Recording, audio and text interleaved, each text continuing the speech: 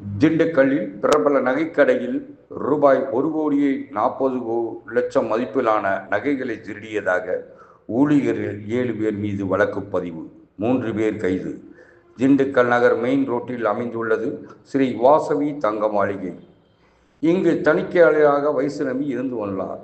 இவர் கடந்த 2/12/25 தரதளத்தில் உள்ள தங்க நகைகள் பிரிவில் தணிக்கை செய்ததில் 45 எண்ணிக்கை கொண்ட தங்க நகைகள் குறைவாக இருப்பதை தெரிய வந்தது. இந்த நகைகளின் மதிப்பு ரூபாய் 1,43,23,000 ஆகும். இதனை அடுத்து உடனடியாக நகைக்கடையின் துணை பொது மேலாளர் ரேணுகேசனிடம் இது குறித்து தகவல் தெரிவித்துள்ளார். இதனை அடுத்து தரைதளத்தில் பாலசுப்பிரமணியன், சிவா, கார்த்திக், விநாயகன், செல்வராஜ், ரங்கநாயகி, ஆனந்தஜோதி, ஆனந்தன் ஆகியோர்கள் பணிபுரிந்து வந்துள்ளனர். இதில் மேலாளராக பாலசுப்பிரமணியன் உள்ளார். அவருக்கு கீழ் இந்த பிரிவில் சிவா என்பவர் தலைமை விற்பனை பணியாளராக வேலை செய்து வருகிறார். மேலாளர் பாலசுப்பிரமணியன் இல்லாத நேரத்தில் சிவா மேலாளர் பொறுப்பை கவனித்து வந்துள்ளார். இதனை அடுத்து நகைக்கடையில் வேலை செய்யும் அனைத்து ஊழியர்களிடமும் துணை பொது மேலாளர் விசாரித்த போது பாலசுப்பிரமணியன் விடுமுறையின் போது சிவா பொறுப்பு மேலாளராக கடந்த 5/9/2020 முதல் இருந்து வந்துள்ளார்.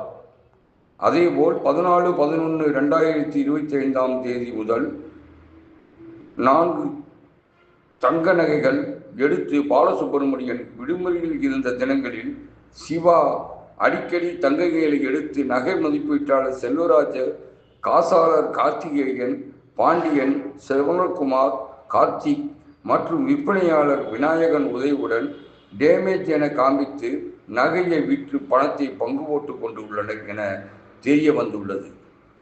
இது குறித்து திண்டுக்கல் மாவட்ட காவல் கண்காணிப்பாளர் சரவணனிடம் ஸ்ரீ வாசவி தங்க நகைக்கடையினுடைய துணை பொது மேலாளர் ரேணுகேசன் புகார் கொடுத்துள்ளார்.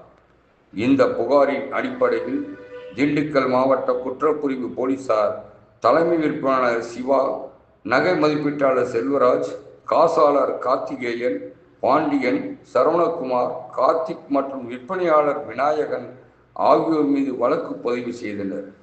மேலும் இது குறித்து விசாரணை செய்து திண்டுக்கல் மாவட்ட குற்றப்பிரிவு போலீசார் சிவா, விநாயகம் மற்றும் கார்த்திகேயன் ஆகிய 3வரையும் கைது செய்துள்ளனர். இச்சம்பவம் திண்டுக்கல்லில் பெரும் பரபரப்பை ஏற்படுத்தி உள்ளது.